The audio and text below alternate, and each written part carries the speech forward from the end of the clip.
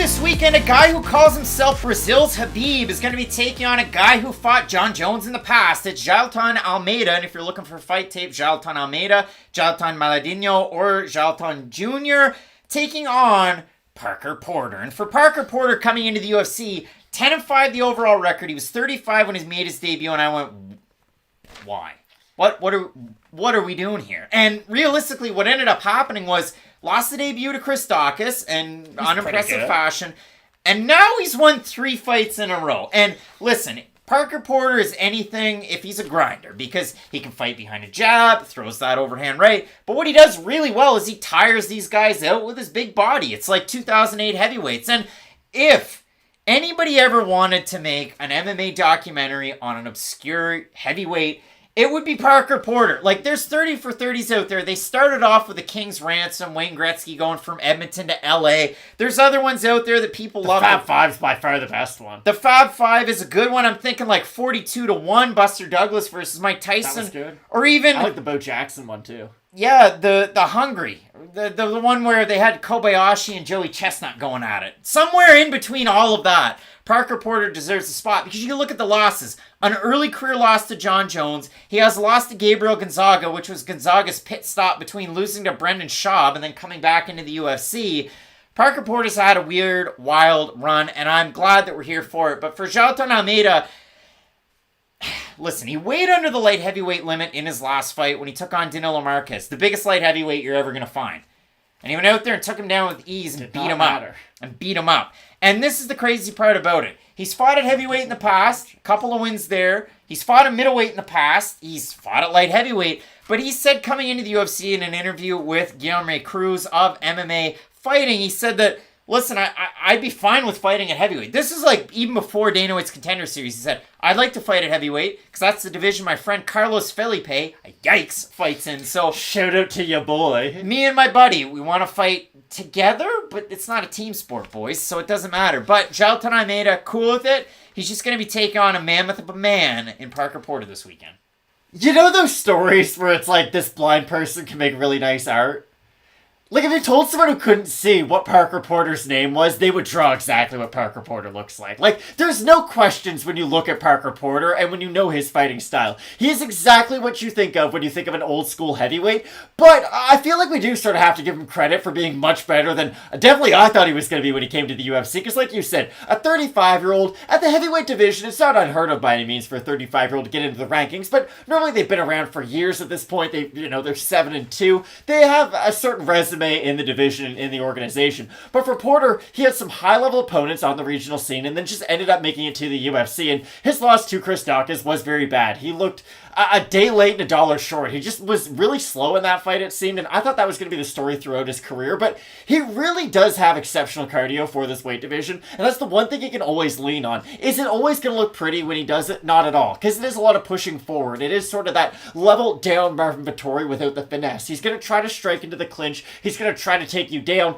I just worry about all the in-betweens with Parker Porter. I think when he is going to try to move forward on Jailton Almeida, because he's going to have to at a certain point. He's the much bigger guy, so you're going to want to make Almeida feel you physically and try to wear down on him. I just worry about his ability to eat some shots as he is advancing, because Almeida does have pretty big power on the feet for a guy who's known for his wrestling. I know he throws very wild and it's not all that technical, but I do think there's the opportunity for Porter as he's lunging forward to get hurt by a small shot, and if Almeida gets on top of him early on in this fight, oh my goodness, he is so much better stylistically at grappling, it's not even close. Like, if you like Joanderson Brito, because he's a wild man, and yes, they both happen to be Brazilian, but they're both newcomers to the UFC, and they have really fun, electric style, you like Jailton Almeida, but just like Joanderson Brito, huge liabilities in striking. Like, Jailton Almeida... When it looks good, it looks good. Jailton Almeida, you go through it, again, a lot of first-round finishes. Outside of the UFC, wins over, who was it, Ildemar Alcantara, and then he also had a win, I want to make sure that I get it right, over Arnaldo Oliveira, but he had a win over Arnaldo de Oliveira as well right after that. But a couple of guys that fought in the UFC, and I go through, like, that fight against Nasruddin Nasruddinov. Did Jailton Almeida look great? Yeah, he did. Did he also get hit by a guy that's not really a striker, clean with a right hand through his hands that were like this? That was a striking defense? Yeah, that happened. I'm not just making that up. It really did happen. But again, I love what I see out of Almeida. He spears like Edge in the WWE. He wraps the legs like Khabib, and then he continues to just push and push and push and push. He doesn't make too many big glaring mistakes when he's on the ground. He just goes for it. So I do like it out of Almeida, what I have seen. But again, I do look at it for Parker Porter. Good opportunity, 3-fight win streak. This to me feels like when Anderson Silva got busy or tired of kind of toying with the middleweights and he'd go out and fight James Irvin or Forrest Griffin or Stephan Bonner. It just so happened all those guys that he fought at light heavyweight popped for the banned substances after the fight. One of them was... I don't think Forrest Griffin did he? Yeah, Forrest Griffin did, Stephan Bonner did, and James Irvin had, what was it? What's the methadone in his system? Methadone. That's not a performance enhancer, though, is it? I would think that would be the opposite of a performance yeah, enhancer, exactly. but he tested positive for it. The sleepiest man to ever be in the octagon. That was what Wikipedia told me. But Matt, it is kind of odd that, like, I don't know what this does for a guy who's almost 31 years old. Now, again,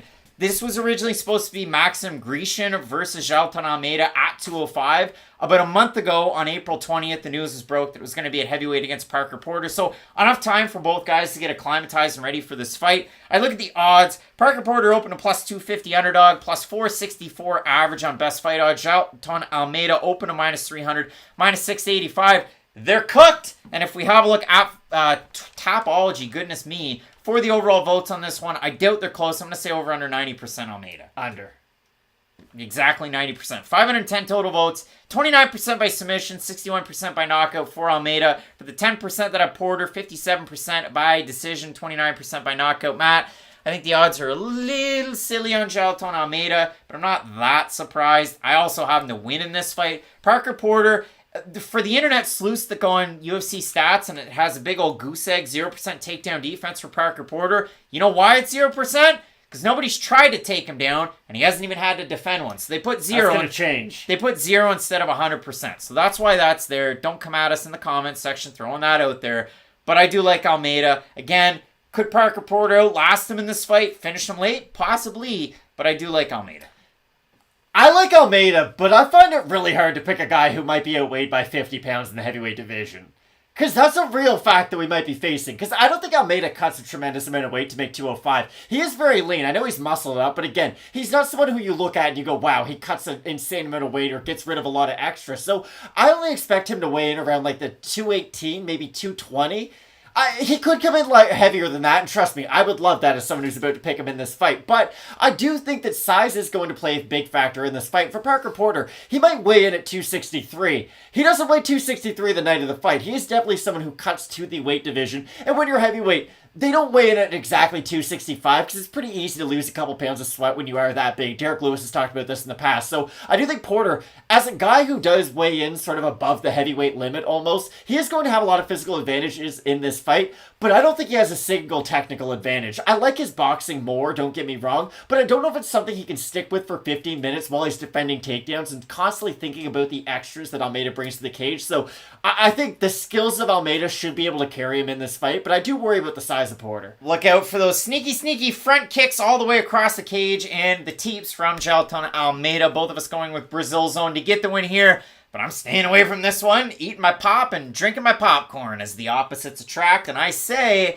it is a big-time fight. So let us know down below in the comments section who you have. And keep it locked in because this is a big-time card in the co-main event. Santiago Ponzinibbio, Michel Pereira. And in the main event, Holm, Ketlen Vieira. As we always say, Matt, with Fight Night picks, let's get into it.